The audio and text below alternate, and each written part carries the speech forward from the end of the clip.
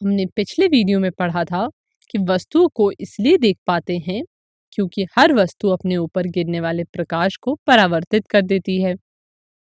वस्तु द्वारा परावर्तित यह प्रकाश जब हमारी आंखों में प्रवेश करता है तो हमें वस्तुएं दिखाई देती हैं। अतः हम कह सकते हैं कि प्रकाश के परावर्तन के कारण ही हम वस्तुओं को देख पाते हैं। क्या आपने दैनिक जीवन में ऐसी कोई चीज देखी है जो प्रकाश को परावर्तित करती है? जी हाँ, देखा ही होगा।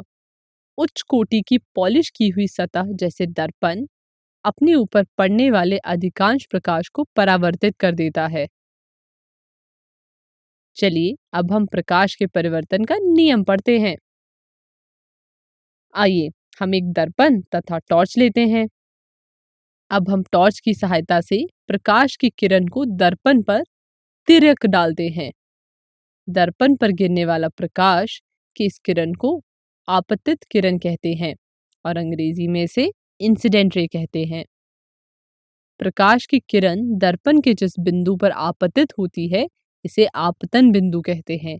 अंग्रेजी में इसे पॉइंट ऑफ इंसिडेंस कहते हैं। जैसा कि हम पढ़ चुके हैं, दर्पण से टकराने के बाद प्रकाश की किरण पुनः उसी माध्यम में तिरक दिशा में लौट जाती है। दर्पण से टकराकर उसी माध्यम में लौटने वाली प्रकाश की इस किरण को परावर्तित किरण कहते हैं और अंग्रेजी में रिफ्लेक्टेड रे। आइए अब हम दर्पण के लंबवत आपतन बिंदु से गुजरती हुई एक काल्पनिक रेखा खींचते हैं। इस काल्पनिक रेखा को अभिलंब कहते हैं, अंग्रेजी में नॉर्मल कहते हैं, तथा आपतित किरण अभिलंब से जो कोण बनाती है उसे आपतन कोण कहते हैं, एंगल ऑफ इंसिडेंस, और इसे आई से प्रदर्शित करते हैं।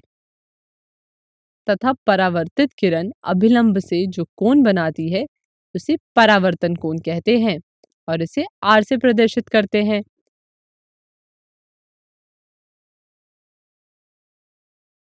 अब हम कोण आई के मान को धीरे धीरे परावर्तित करते हैं और उसके सापेक्ष कोण आर के मान में परिवर्तन को ध्यान से देखिए।